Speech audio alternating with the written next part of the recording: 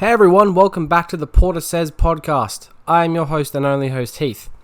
So this is the second episode, as you can tell. And today I'm going to be talking about my favorite teen movies, as I mentioned in the last episode. So I won't tell you what the films are just yet, because I'll get to them, in a few minutes. But I would like to give a little shout out to someone. So my first episode is at nearly 50 views, which is not a whole lot, but it's pretty exciting for me. So I'm really happy. On YouTube, Spotify, it's not getting a whole lot, but on YouTube it's doing pretty decent. And I got a comment on my first one from a user called Performance Craft, so shout out. And he asked this, or had a suggestion. Said, I would like to hear you break down some music video clips. So, like, did this make the song? What was the brilliance of the video clip that made the song? Was it in a movie? So that's Performance Craft. And I'm definitely going to do that at some point, because it actually sounds like a really interesting idea. I have to hold the mic a bit further away from me because it's kind of being stupid. So I really appreciate that comment. Thank you very much, and I'm really appreciating the support that this one, mostly from friends and family, but a couple of other people have, one or two people have said it's going well. So let's get on with the topic at hand. My favorite teen movies. Now, these are in no, order whatsoever. I'm just going to whatever movie comes to my head first, because I have a list of them written down. So the first movie I'm going to be talking about is The Karate Kid, the original Karate Kid from 1984, starring Ralph Macchio, Pat Morita, Elizabeth Shue, William Zabka, and a few others.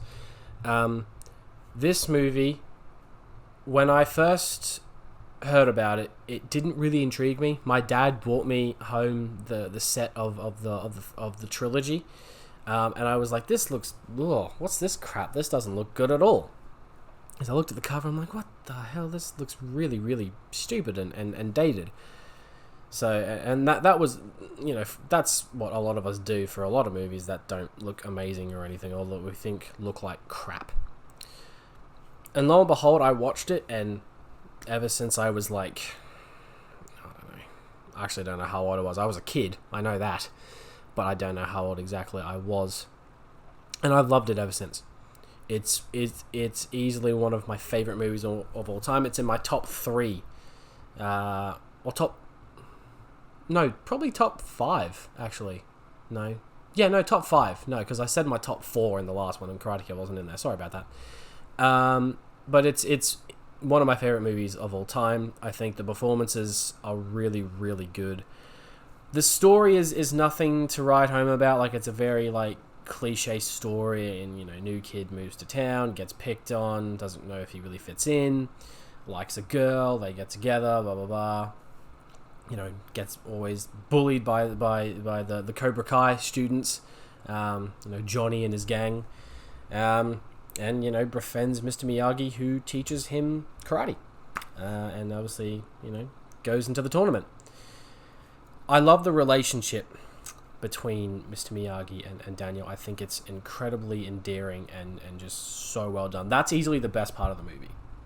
Because there's nothing about the original Karate Kid in terms of cinematography or directing and stuff like that stands out. But it's just a really, really solid movie. And I would highly recommend it to anyone, really.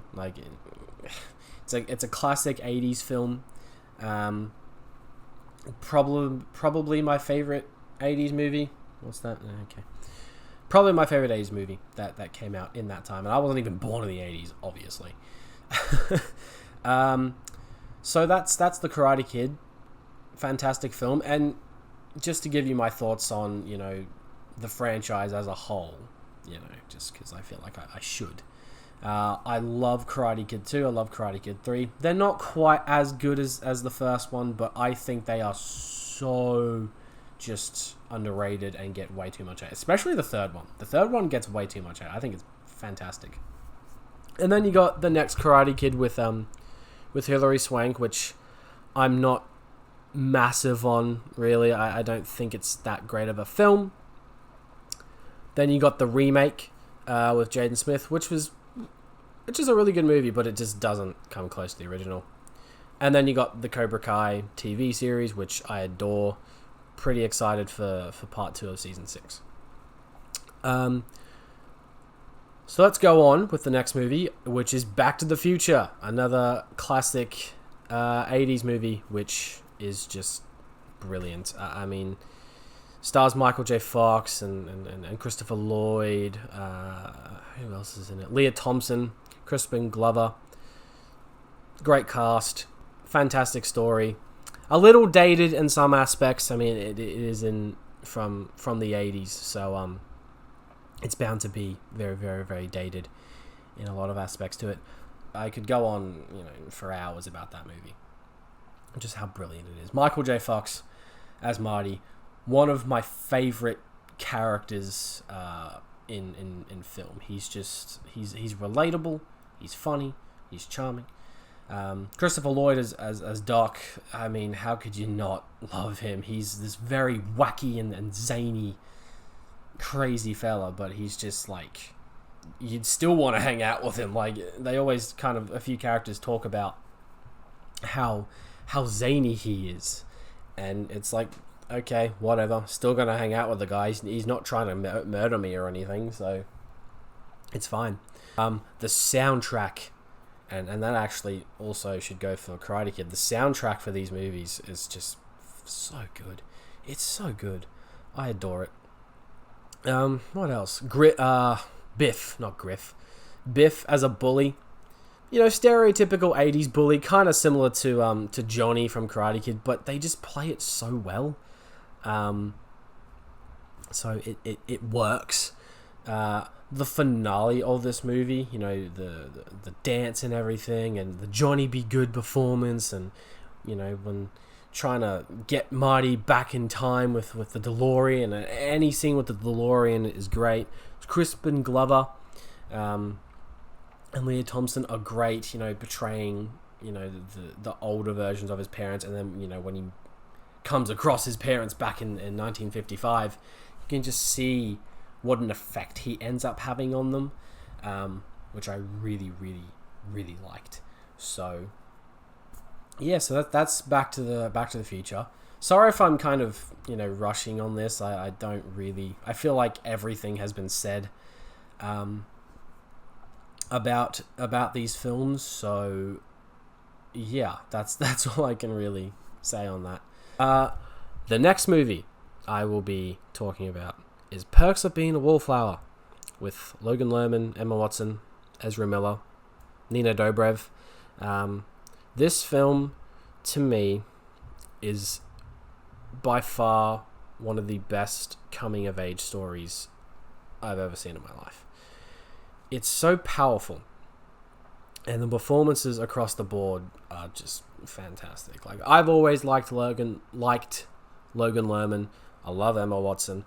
And say what you will about Ezra Miller, we all know what he's been up to recently.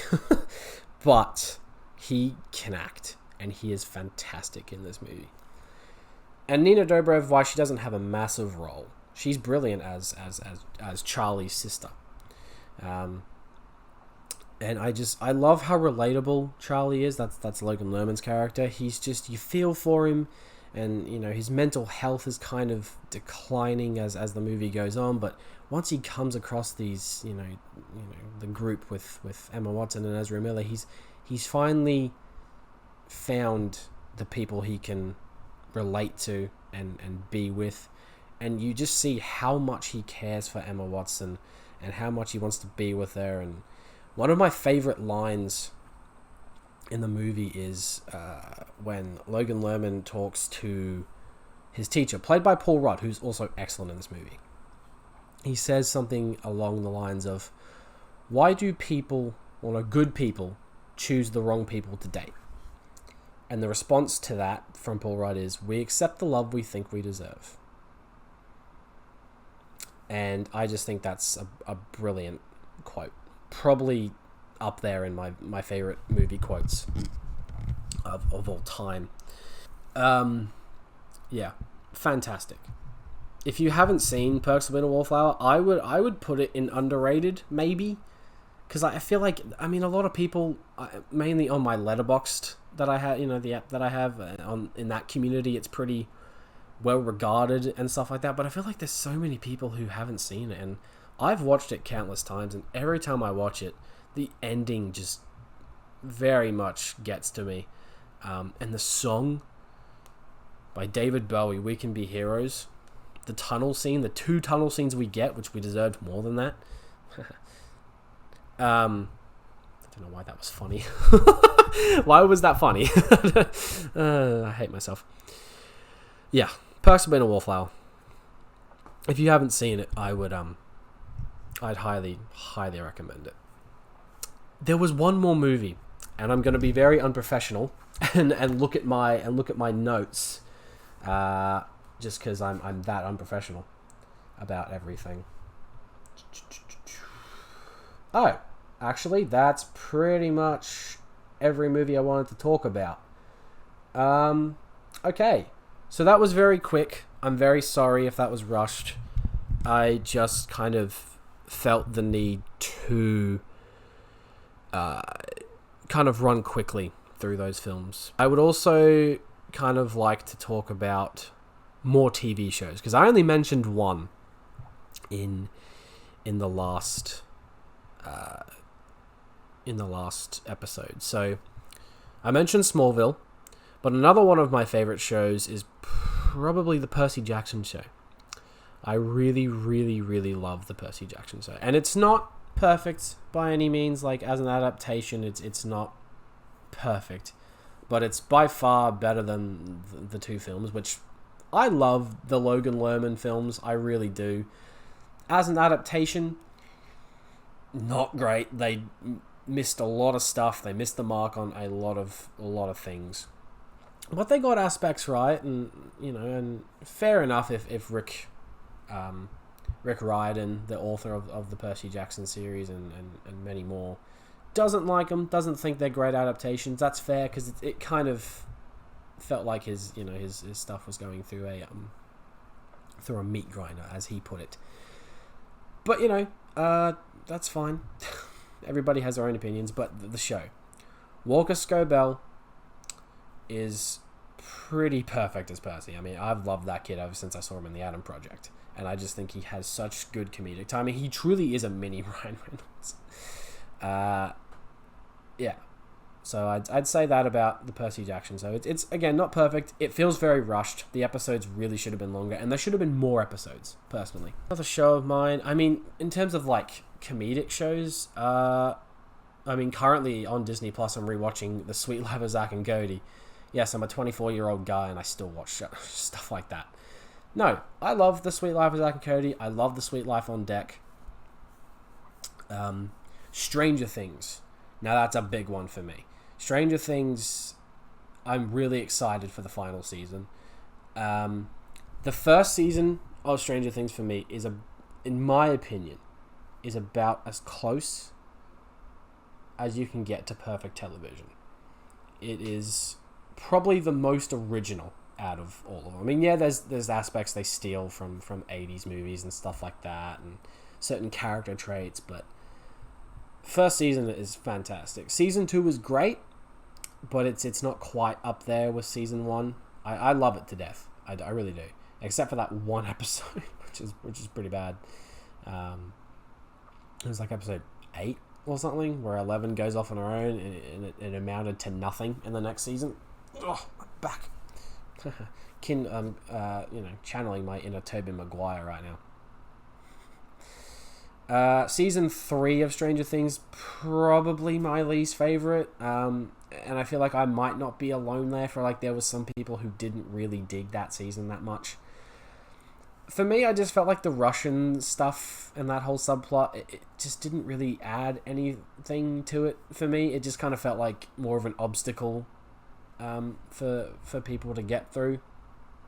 And then season 4, I mean, God, season 4 was easily the best season since season 1.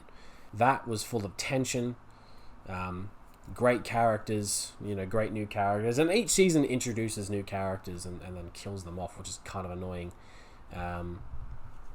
So I was kind of annoyed about that in certain in certain aspects of the show. And yeah, I think season 4, the last 2 episodes especially, some of my favorite episodes of television ever, which is a bold statement. Yeah, so those are some TV shows that I pretty much adore. And then I didn't mention much music either, really, in the last one. So let's go through. Well, I did, but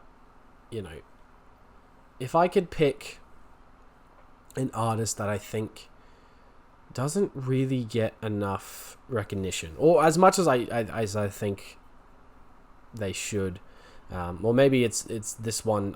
People tend not to love her as much, and it's Mandy Moore. I adore her, most of her music. I wouldn't say all of it. A couple of her albums I've listened to. A lot of the songs are kind of like typical 2000 stuff, and also very modern stuff that she's released. But she's a brilliant. She's a great actress. I wouldn't go as far to say she's brilliant. And that's coming from someone who was obsessed with her for a good while. I went through a phase of just adoring her and watching nearly every single bloody movie of hers I could find. But yeah, in terms of like her as a musical artist, I think she deserves a little bit more love than she gets. Now, I would like to also talk about, if you have any suggestions on any films you want me to talk about, or like film recommendations, TV show recommendations, or music recommendations, any of that. I did get a comment from a family member that also said like best Christmas movie and song, and I will mention that in a future episode, maybe closer to the end of November, December. So that'll be in a future episode. Shout out to that family member, appreciate it. So yeah, if you have any recommendations and stuff like that, I would very much comment down below on YouTube or Spotify. I would really actually like to get this more onto Spotify per se. I think that's where I want it to do well, and I want it to do well on YouTube as well. And I'm not saying it's I want one or the other. I think both is great. I'm just really happy that, especially on YouTube, actually, really, that it's getting close to 50. So I'm really, really excited. And as I said in the last one, I want to choose this as a career path. So I, need all the support I can get. But that's all I can really say for this one. So I hope you enjoyed listening. And tune in for the next episode, which will be on, as I said, the movie starring Jonathan Lipnicki. Came out in 2000. As I said that in the last one. I can give another hint I could give about that. It also has Richard E. Grant, who a lot of you might know, and Anna Popplewell, who was Susan in the Chronicles of Narnia. That's all the hints I'm giving to that one. So thanks again for tuning in, and I will catch you in the next episode. Take care, everyone. Love ya.